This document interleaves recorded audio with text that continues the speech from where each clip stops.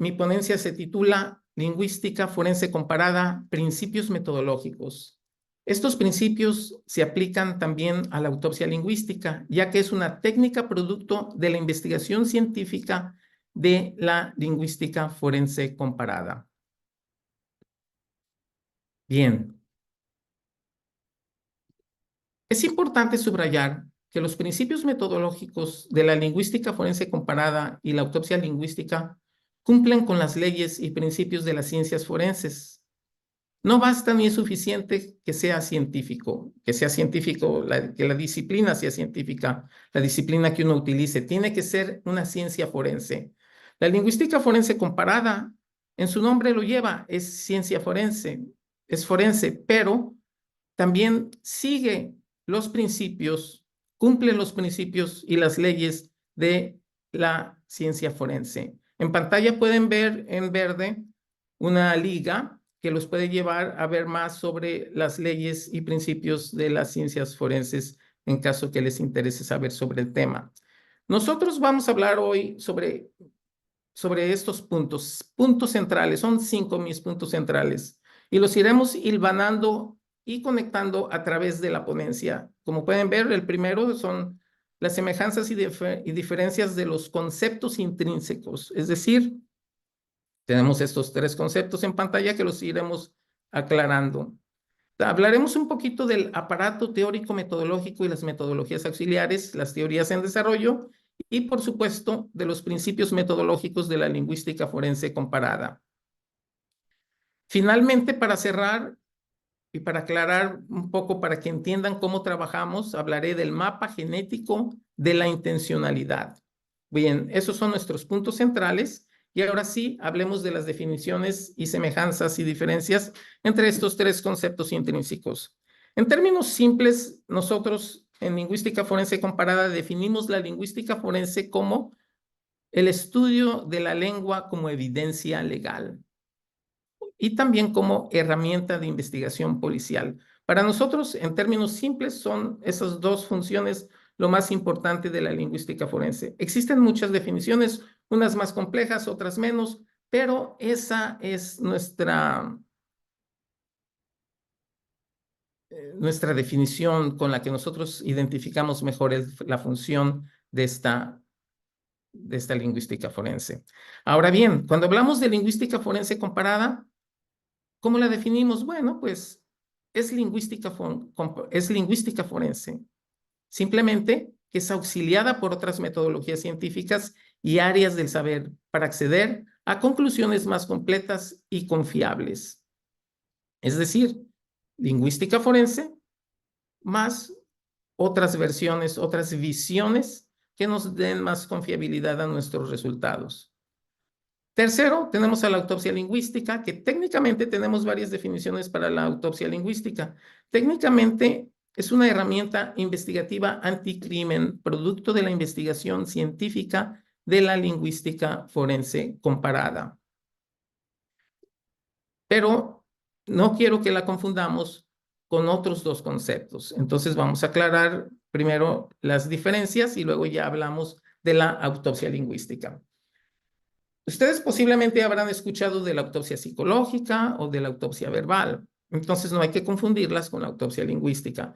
La autopsia psicológica es realizada por psicólogos en torno a al comportamiento que pueda estar relacionado con la muerte de una persona fallecida. La autopsia verbal es realizada por médicos por medio de un formulario sobre los síntomas que pudieran haber llevado a la muerte a un individuo. Entonces, se les da este formulario a la familia o a los cuidadores o a personas cercanas que hayan estado. Se aplica esta autopsia verbal especialmente en tiempos de pandemia o en lugares remotos donde no hay acceso médico y no se puede aplicar, no se puede realizar una autopsia para regular, no una autopsia médica. Entonces, tenemos estas diferencias y finalmente tenemos la autopsia lingüística. La autopsia lingüística es realizada por lingüistas y no es sobre personas que hayan muerto. Es más bien una metáfora para hablar del análisis lingüístico profundo, detallado, meticuloso de un texto o de un texto o de un audio, de un video, donde estemos analizando las declaraciones, los mensajes de algún sospechoso, de alguna evidencia lingüística. Entonces, esto siempre es realizado por lingüistas. Ahora bien, si ustedes necesitan saber un poquito más sobre la autopsia lingüística, la Fiscalía del Estado de México en esta liga tiene influencia, perdón, de la autopsia psicológica, la Fiscalía del Estado de México tiene esta liga aquí para darles más información. Sobre el Ministerio de Salud de Colombia nos habla de la autopsia verbal y tenemos la liga aquí para... Entonces, yo continúo hablando de la autopsia lingüística. Ya, en términos simples, ahora la autopsia lingüística podríamos definirla como estudio de la intencionalidad. ¿Pero a qué nos referimos cuando hablamos de estudio de la intencionalidad? Bueno, todos nosotros cuando hablamos tenemos una intención de comunicar algo, queremos decir algo, pero hay diferentes maneras de expresarlo. Por ejemplo, si yo voy al aeropuerto, tomo un taxi, subo al taxi y le digo al taxista, por favor, lléveme al aeropuerto. Aquí el taxista recibe la instrucción y me lleva al aeropuerto. No hay nada detrás de esa información. Fue claro mi instrucción y él la siguió. Pero en la vida, en muchos otros contextos, las personas expresan algo, pero en realidad hay algo detrás, hay otra intención. Puede haber manipulación, puede haber mentira, puede haber engaño, puede haber, o ser positivo, una motivación, hablarte de cierta forma para motivarte, para influenciarte positivamente, pero hay una intención detrás de eso. Entonces, la autopsia lingüística, en términos simples, es el estudio de la intencionalidad en cualquiera de sus formas. Ahora, de manera práctica, la autopsia lingüística asiste a investigadores y analistas en el diseño de hipótesis y líneas de investigación en casos complejos de alto perfil: homicidios, asesinatos seriales, extorsión, secuestros y amenazas anónimas, crimen organizado, corrupción política, fraude y muchas más. ¿Pero cómo lo hace? Bueno, lo hace a través del análisis cualitativo, cuantitativo, lingüístico, conductual, que permite medir y predecir la intención y los niveles de probabilidad de violencia y peligrosidad de los sospechosos contra la ciudadanía, los testigos y las víctimas de sus crímenes. Bien. El objetivo, eso es entonces la definición práctica. El objetivo de la investigación científica de la lingüística forense comparada es la creación, diseño y desarrollo de técnicas y herramientas lingüístico-investigativas anticrimen, entre ellas la autopsia lingüística de la que estábamos hablando. Entonces, en Comparative Forensic Linguistics Project en Berkeley, California, que tengo el honor de dirigir, aquí nosotros diseñamos, creamos y desarrollamos este tipo de técnicas. En pantalla pueden ver una lista de técnicas que hemos desarrollado y en las que sobresalen en azul la autopsia lingüística y en amarillo el termómetro emocional. La autopsia lingüística es la más avanzada de todas nuestras técnicas, la más desarrollada, la más efectiva hasta este momento. Y la más nueva es el termómetro emocional que está en proceso. Estamos probándola en este momento y promete mucho y será una buena asistente de la autopsia lingüística. Bien, la lingüística forense comparada es un enfoque analítico, teórico y práctico. Es dinámico, multidisciplinar, multilingüe y multicultural. Nació en Berkeley, California, en el área de la Bahía de San Francisco. Aquí, en esta área, se hablan más de 160 lenguas y más de 800 en los Estados Unidos. Entonces, como pueden ver, bueno, estas lenguas son como primera lengua, además del inglés. Esto hace que la justicia, la policía, los abogados, los jueces, las cortes y el mundo en general tenga problemas de comunicación y de justicia y de infinidad de temas. Entonces, eso nos hace que nosotros tengamos un acercamiento multilingüe y multicultural al problema, a la situación, pero al mismo tiempo multidisciplinar, porque necesitamos intérpretes, necesitamos traductores, psicólogos, antropólogos, investigadores, lingüistas, todos que podamos analizar desde diferentes perspectivas a través de un método en común. Es así como nació la lingüística forense comparada, para que todas estas diferentes especialidades pudieran trabajar en conjunto para resolver desde diferentes perspectivas, pero en conjunto, un problema que es muy grande, ¿no? Bien, entonces hablaremos un poco más de esto. Una pequeña introducción, un pequeño comentario sobre el aparato teórico-metodológico de la lingüística forense comparada. Está conformado por métodos, técnicas y disciplinas auxiliares científicamente establecidas y reconocidas desde antes, mucho antes de que creáramos la lingüística forense comparada y la autopsia lingüística. Es decir, nosotros utilizamos esas ciencias, técnicas y métodos que ya estaban allí y los acomodamos para que pudieran funcionar en torno al problema que estábamos tratando de solucionar. Pueden saber más sobre este tema en comparativeforensic-linguistics.com. Bien, aquí tenemos, por ejemplo, los tres filtros principales de nuestro aparato teórico-metodológico, que son la sociocrítica del doctor Edmond Cross de la Universidad Paul Valéry de Montpellier en Francia, quien fuera mi profesor en los años universitarios. Él fue mi primera gran influencia en mi análisis crítico, en mi pensamiento crítico. Y desde entonces, desde los años 80, he estado utilizando este método. Es un método de análisis de textos y de análisis del discurso.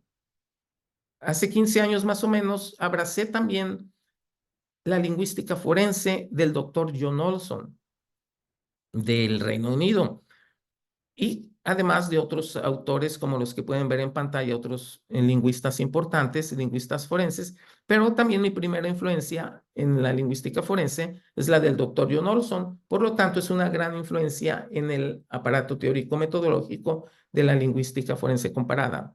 En tercer lugar, tenemos el Scientific Content Analysis, SCAN, o Statement Analysis. Recibe los dos nombres, en particular en Estados Unidos el segundo, de Avinoam Sapir, que es una técnica de obtención de información y de análisis, detección y análisis de mentira y engaño. Esta técnica es utilizada por el FBI, la CIA, la DEA, Interpol, infinidad de agencias policiales y de inteligencia alrededor del mundo. Es una técnica práctica, mientras que la sociocrítica y la lingüística forense, aunque son prácticas, también son académicas, son científicas, son teóricas. Ahora bien, estos son los tres filtros principales, pero como dije antes, nos asesoramos, nos apoyamos en otras, nos auxiliamos en otras técnicas y metodologías, pero principalmente estos son nuestro aparato teórico-metodológico. ¿Por qué somos diversos además de lo que mencioné antes? Bueno, porque no hay una ciencia perfecta, no hay una técnica única, todas tienen sus limitaciones. Entonces, ¿qué pasa? Desde esta perspectiva, hay un complemento. Los diferentes acercamientos pueden cubrir lo que la otra técnica, metodología o ciencia no pudo cubrir. Entonces, de esa manera nos aseguramos de poder tener un mejor resultado. Ahora sí, hablando un poco de lo que hacemos con todo esto. Bien, todo mundo sabe, todo ciudadano común como especialista, ya sea en lingüística, en sociología, psicología, etcétera, conocemos que el poder de las palabras y las emociones tienen un gran impacto en la sociedad, en las relaciones humanas.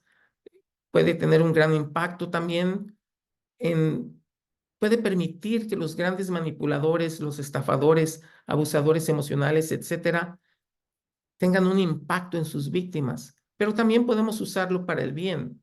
para beneficiar a las personas. En este momento yo estoy hablando con las palabras, tratando de transmitir una información importante con buenas intenciones, y hay otras maneras de hablar siempre que todos tenemos, y sabemos que el poder de las palabras y el conocer las emociones de los otros nos van a ayudar a llegar a un lugar eficiente en nuestra comunicación. Bueno, sabemos entonces que eso ocurre en todas nuestras relaciones humanas, en todo tipo. Aquí tenemos simplemente algunas, pero cada una de las relaciones humanas está impactada por ese poder de las palabras y el conocer del poder de las emociones en nosotros. Bien, para eso, para comunicar todo eso, utilizamos estrategias discursivas. Estas estrategias discursivas son, en pocas palabras, eh, ideas organizadas, ideas que nosotros organizamos, que planeamos para comunicar lo que queremos comunicar, para comunicar nuestras intenciones, ya sea de manera práctica, funcional, como dije en el ejemplo del taxista, o de manera más elaborada, como organizando una ponencia como esta, donde yo tengo que transmitirles en media hora o 25 minutos todo lo que he trabajado en los últimos 40 años, en particular en los últimos 12, pero que es desde que comenzamos con la lingüística forense comparada, pero en general 40 años de investigaciones y de trabajo. Entonces, en este momento yo estoy tratando de organizar con mis estrategias discursivas, darles mi mensaje, hasta tratar de que sea efectivo. Es difícil, ¿no? Pero estoy tratando también de que no sea aburrido, de que sea interesante, además de la información. La pueden usar en entrevistas de trabajo, citas románticas, etcétera. Para todo lo que nosotros hablamos y tenemos un plan, un correo electrónico, utilizamos estrategias discursivas, ideas planeadas, pensadas, para influir positiva, para manipular o para transmitir información práctica. También ocultamos información. Los seres humanos ocultamos información. Aquí tenemos algunos ejemplos. Por miedo, por vergüenza, por fragilidad, no tenemos vergüenza de nuestros pecados, de etcétera, ¿no? Información, mucha gente oculta información para tener control y poder, etcétera. Y incluso, muy importante, algo que nos interesa a nosotros, los crímenes, ¿no? Los criminales ocultan sus crímenes. Entonces, en pocas palabras, volviendo, todas estas estrategias discursivas y todo lo anterior se reduce a una palabra, la intencionalidad de la que les hablé al principio.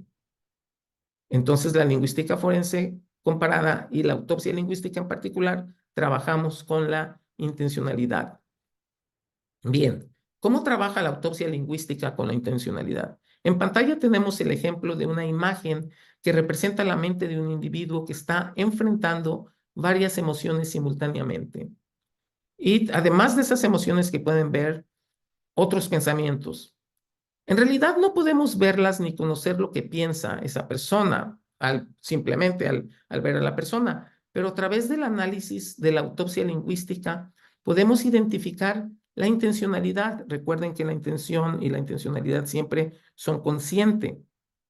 Y el impulso emocional del autor de una nota anónima, por ejemplo, en el momento en que escribió esa nota. Entonces, cuando analizamos la nota, podemos descubrir la intención y el impulso emocional que lo llevó a escribirlo. Ese análisis, a través del análisis del orden léxico, sintáctico, semántico, estructural, estilométrico y otras áreas de la lingüística, nos puede llevar a detectar conductas verbales que puedan ser peligrosas o no, pero a nosotros nos importa descubrir si ese individuo puede ser peligroso. Bien, ahora sí, vamos a conectar todo lo anterior con los principios metodológicos de la lingüística forense comparada. Tenemos 5 principios metodológicos y, como dije antes, estos 5 principios son los principios relacionados con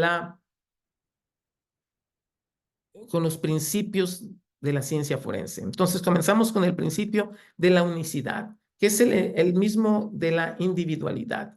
Cada caso es único, no existe otro idéntico. Cada individuo tiene su propia firma o marca lingüística. Es decir, todos tenemos nuestro propio estilo. Podremos copiar estilos de otros al hablar o escribir, pero somos únicos. Tenemos nuestra propia característica que a través del análisis lingüístico podemos encontrarlo. El segundo, antes de pasar al segundo, quiero que vean esta imagen de un crimen, de una escena del crimen. Está acordonada, están los especialistas analizando, protegiendo la evidencia y analizando la situación para reconstruir el crimen. Bien, todos lo hemos visto en televisión y en películas, ¿verdad? Bueno, pues este es el segundo principio, que es el principio de la integridad, es decir, la no contaminación de la evidencia. Para nosotros, los lingüistas forenses, nuestra escena del crimen es la escena ya sea oral o textual, el audio, el video o el texto que vamos a analizar.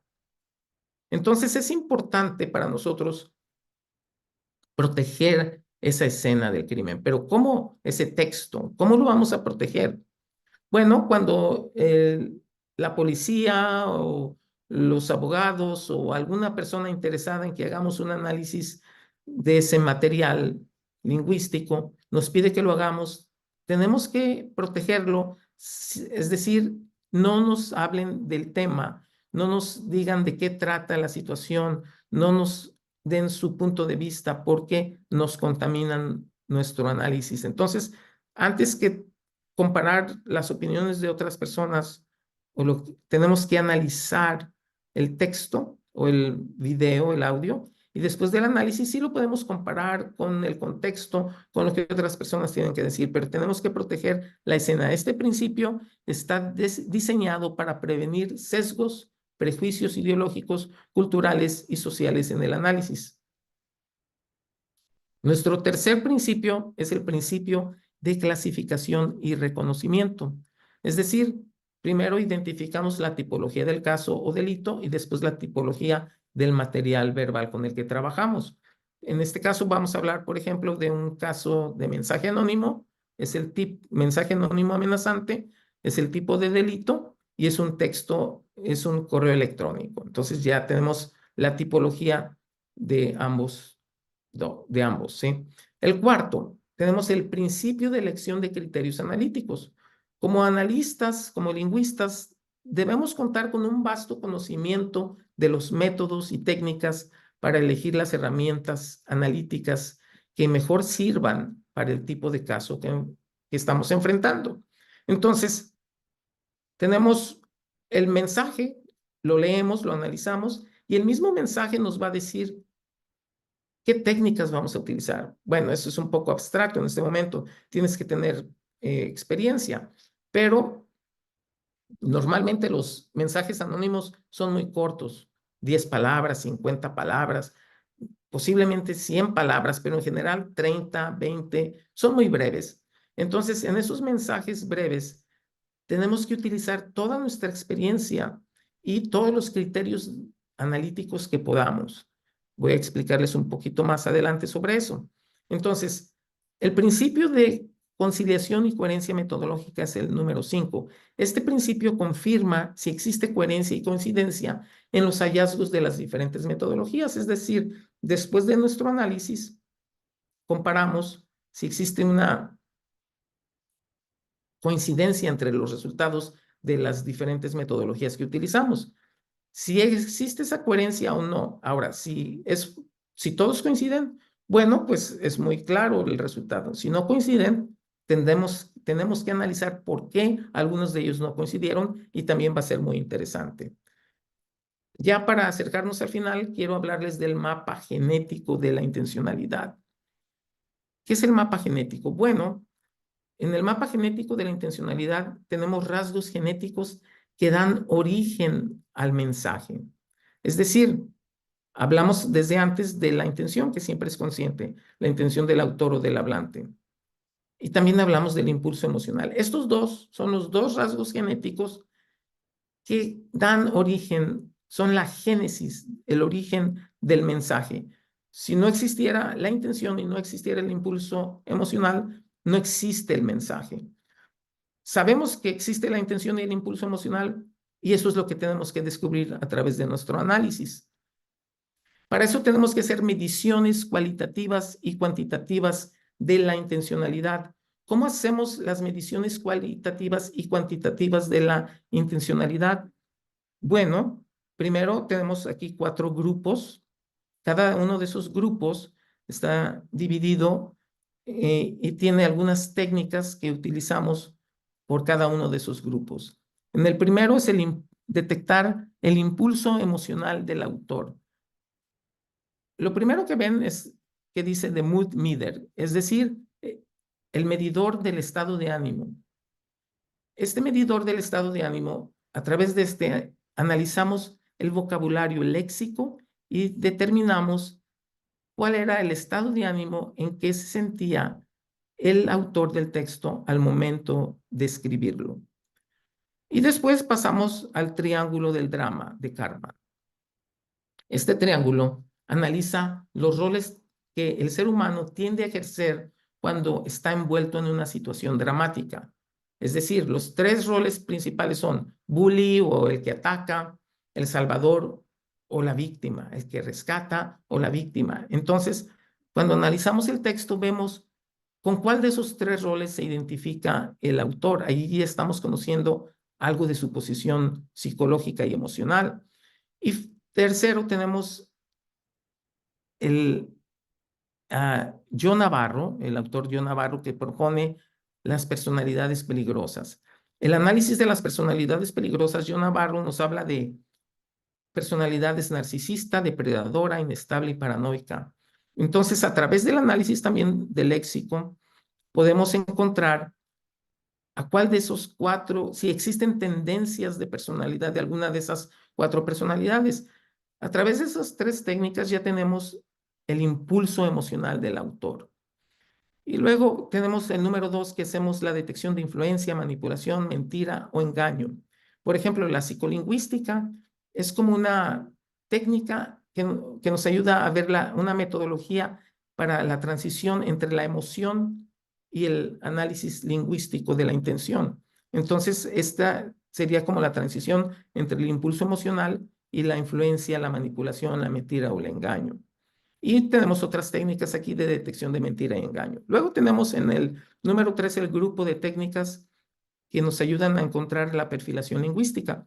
¿Qué es la perfilación lingüística? Bueno, es la perfilación que nos ayuda a través del análisis de las estructuras lingüísticas, sintaxis, etcétera, y vocabulario, podemos ver características que el autor no nos quiso decir, por ejemplo, su clase social, su nivel de educación, su origen, país o barrio, de dónde viene, su género, su edad, infinidad de aspectos sobre esa persona. Vamos a conocerlo simplemente estudiando en la perfilación lingüística y podemos ver su estilo, también para saber si es el probable autor o no, si comparamos la nota con otras notas de otros autores, otros textos. Bien, hay infinidad. Entonces, aquí ya tenemos muchas técnicas que han sido nuestra elección para el análisis, ¿no? Y entonces en el 4 tenemos este número, las técnicas, aquí estas 4 técnicas del número 4 nos ayudan a hacer la supervisión, perdón, de los límites y correcta aplicación de la metodología. Es decir, vamos a ver si las metodologías anteriores fueron correctamente aplicadas y vamos a comprobar que los resultados sean correctamente, que sean limpios, ¿no? Que no hayamos fallado, que no cometamos errores. Y también las 2 últimas metodologías aquí nos van a ayudar a prevenir errores y prejuicios. Es decir, vamos a ver que nosotros mismos, nuestros prejuicios y errores no aparezcan allí. Como pueden ver, en este análisis de una nota pequeña, amenazante y anónima, hemos aplicado, o bueno, teóricamente en este momento, 14 técnicas. Nos faltan estadísticas, nos faltan muchas otras. Entonces, depende de la complejidad del texto o del audio, vamos a ir añadiendo más técnicas. Entonces, se tiene que estar muy bien preparado para llegar aquí.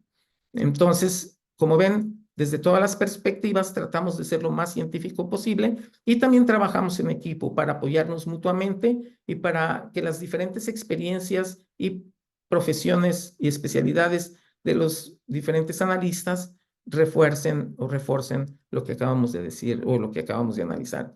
Entonces, finalmente, si yo tuviera que definir en 4 palabras qué es la lingüística forense comparada y la autopsia lingüística, yo la definiría de la siguiente manera. The voice of evidence, la voz de la evidencia. Muchas gracias por su atención. Esperamos sus comentarios y tengo un poquito de bibliografía, referencias bibliográficas, bibliografía recomendada sobre intencionalidad, lingüística forense comparada, lingüística forense, statement analysis, etcétera. Bien, muchas gracias.